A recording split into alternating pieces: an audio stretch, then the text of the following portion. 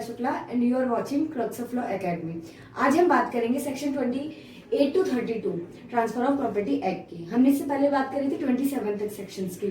ठीक है, section 28 to 32 इतनी इंपॉर्टेंट तो नहीं है, बट फिर भी हमें एक बार देख लेना चाहिए कि सेक्शन 28 टू 32 क्या बात कर रहे हैं। सेक्शन 28 में कहा है, हम बेरिक की लैंग्वेज देखते हैं।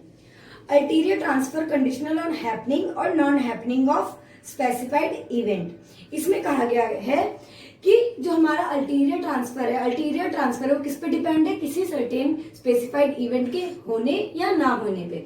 हम प्रॉपर्टी ट्रांसफर कर रहे हैं, प्रॉपर्टी ट्रांसफर करते वक्त क्या होता है, कोई इंटरेस्ट क्रिएट होता है, इंटरेस्ट क्रिएट हो रहा है प्रॉपर्टी ट्रांसफर करते वक्त। तो लेकिन क्या है, मुझे प्रायर इंटरेस्ट अगर हमारा फेल हो जाता है किसी भी रीजन से, तब क्या होगा, तब हमारा अल्टीरियर डिस्पोजिशन इफेक्ट में ट्रांसफर क्या आएगा, इफेक्ट में आएगा। जैसे हमने कोई कंडीशन लगाई कि एक ऐसा होना चाहिए ही चाहिए, अब क्या ऐसा नहीं हुआ तो क्या होगा, तब आएगा हमारा अल्टीरियर ट्रांसफर इफेक्ट में। और या फिर दूसरी हमने कंडीशन लगाई, हमारी क्या कंडीशन लगी, एक क्या चीज कोई स्पेसिफाइड इवेंट को होना या ना होने पे डिपेंड करता है। ठीक है, अगर हमने बोल देखो ये जैसे एक एग्जांपल लेते हैं, ए ने बी को कहा कि मैं तुम्हें 1 लाख रुपए ट्रांसफर कर दूंगा, लेकिन मेरी कंडीशन क्या है, मेरी कंडीशन ये है कि तुम्हें इंग्लैंड जाना पड़ेगा 3 साल के अंदर। अब क्या ये स्पेसिफाइड इवेंट होना चाहिए 3 साल के अंदर।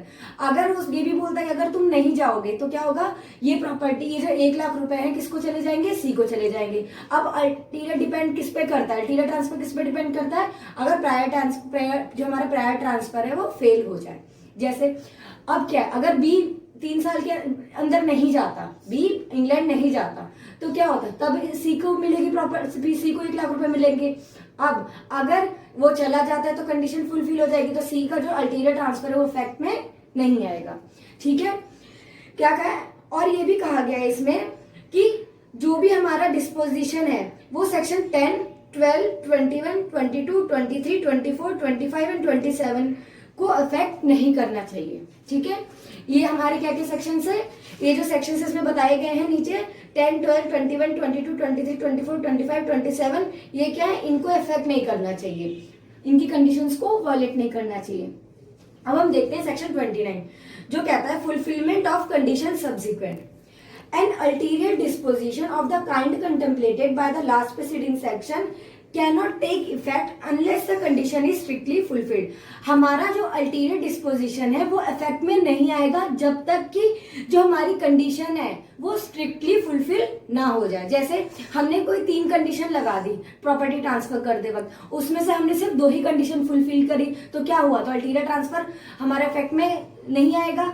अगर कर देगा तो ही हमारे इफेक्ट में आएगा। जैसे हम एक एग्जांपल ले लेते हैं, देखिए ए ने बी को 500 रुपए देने की बात कही, कब, जब वो बोलता है कि मैं तुम्हें 500 रुपए दूंगा, लेकिन तुम्हें शादी कब करनी पड़ेगी, 18 साल की, जब तुम क्या हो जाएगा, बी मर जाएगा तब होगा, और मैरिज विदाउट सीज कर दे। A transfer ₹500 to B, A कहता है मैं 500 रुपए तुम्हें दूंगा बी को, B paid to him on his attaining majority, कब मिलेगी, जब 18 साल का हो जाएगा, मेजोरिटी हो जाएगा, या जब वो शादी कर लेगा, ये कंडीशन लगाई थी।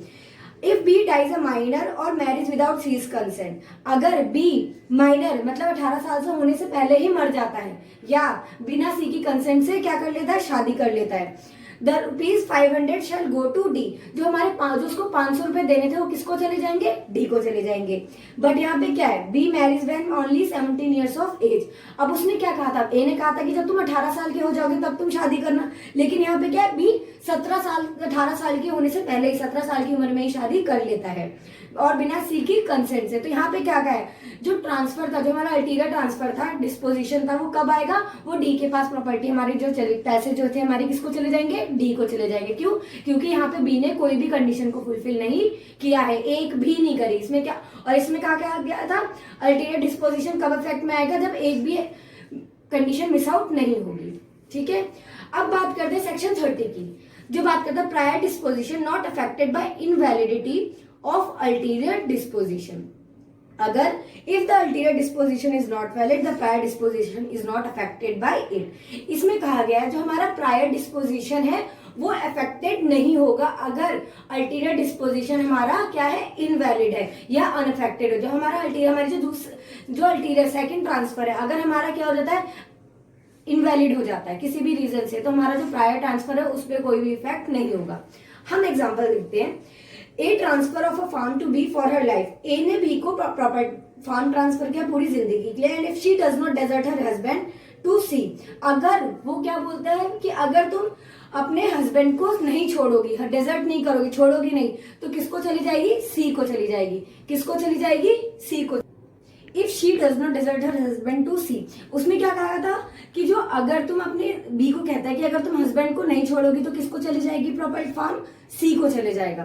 तो अब यहाँ पे क्या कहा गया है, इसमें क्या जो प्रायर डिस्पोजिशन जो कंडीशन हमारी लगी थी बात की कि भाई तुम्हें क्या करना पड़ेगा, अपने हस्बैंड को छोड़ना पड़ेगा, तो यहाँ पे क्या वो फेल होगा क्योंकि वो क्या है, वो इनवैलिड है। अब वो बोल देगा भाई हस्बैंड को छोड़ना क्या हो गया, इनवैलिड हो गया, तो वहां पे ये माना जाएगा कि जो बी है, बी क्या हो जाएगा, एंटाइटल हो जाएगा फार्म के लिए, बी को वो प्रॉपर्टी जो फार्म है वो मिलेगा ही मिलेगा, और ये जो कंडीशन हो जाएगी उस चीज पे कोई प्रायर ट्रांसफर इफेक्ट पे नहीं आएगा। ठीक है, बी को क्या हो जाएगा, बी एंटाइटल हो जाएगा किसके लिए, प्रॉपर्टी लेने के लिए। एक और एग्जांपल ले लेते हैं, जैसे ए ने कहा बी को कि मैं तुम्हें प्रॉपर्टी ट्रांसफर करूं, तुम्हें प्रॉपर्टी मिल जाएगी, लेकिन तुम्हें क्या करना पड़ेगा, 1 घंटे में 100 किलोमीटर चलना पड़ेगा। भाई ये तो क्या है, ये कंडीशन क्या है, इनवैलिड कंडीशन है, कंडीशन इसको फुलफिल ही नहीं हो सकती। तो क्या है, ये क्या है, प्रायर डिस्पोजिशन हमारा क्या हो गया, फेल हो गया। और ये भी क्या करा, अगर तुम प्रॉपर्टी को ट्रांसफर नहीं, अगर तुम 100 किलोमीटर नहीं चलते तो ये प्रॉपर्टी किसको चली जाएगी, सी को चली जाएगी। अब ये यहाँ पे क्या है, सी का ट्रांसफर क्या हो गया, इफेक्ट में नहीं आएगा।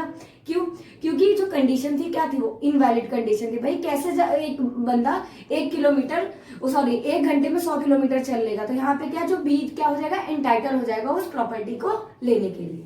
ठीक है, अब देखते हैं कंडीशन दैट, अब हम 31 सेक्शन की बात करते हैं। Condition that transfer shall cease to effect in case specified uncertain event happens और does not happen subject to the provision of section 12। इसमें क्या कहा है, सेक्शन 12 क्या है, सेक्शन 31 का एक्सेप्शन है। क्या है, सेक्शन 12 क्या है, 31 का एक्सेप्शन है। अब इसमें कहा गया है, ये क्या है, कोई भी हमने कंडीशन लगाई है वो क्या हो जाएगी, सीज हो जाएगी अगर कोई इवेंट हो जाता है या नहीं होता। हमने कोई कंडीशन लगाई कि भाई ये इवेंट हो जाएगा, तो तुम्हारी क्या हो जाएगी, वहां पे कंडीशन सीज हो जाएगी। कोई इवेंट स्पेसिफाइड इवेंट होने या ना होने पे डिपेंड करता है। जैसे subject to the provision on a transfer of property and interest therein may be created with the conditions whether it shall cease to exist in case of specified uncertain event. इसमें कहा गया है कि जो condition है वो seize हो जाएगी अगर स्पेसिफाइड अनसर्टेन इवेंट हो जाता है या अनसर्टेन इवेंट नहीं होता। 2 कंडीशन ले आएगी भाई, कि जैसे मैं बोलती हूँ कि ये कंडीशन तुम्हें फुलफिल करनी पड़ेगी, तो वहां पे क्या होगा, वहां पे वो स्पेसिफाइड इवेंट अगर हो जाता है तो वहां पे कंडीशन सीज हो जाएगी। और हम या फिर एक और बात बोलते हैं कि भाई ये इवेंट नहीं होगा, तब वहां पे क्या हो जाएगी, वो कंडीशन सीज हो जाएगी। जैसे एग्जाम्पल लेते हैं, A transfer a farm to B for his life. A ने प्रॉपर्टी ट्रांसफर करी, फार्म ट्रांसफर का किसको, बी को, पूरी लाइफ के लिए। इस कंडीशन के साथ अगर वो बी क्या करता है, सर्टेन वुड, उस फार्म में जो कुछ वुड, सर्टेन वुड्स थे, अगर उसको काट देता है तो जो बी का जो इंटरेस्ट है वो क्या हो जाएगा, उस प्रॉपर्टी में सीज हो जाएगा। अब यहाँ पे क्या कहा गया है, B cuts down the wood, B क्या कर देता है, वुड को काट देता है। He loses his life interest in the farm B.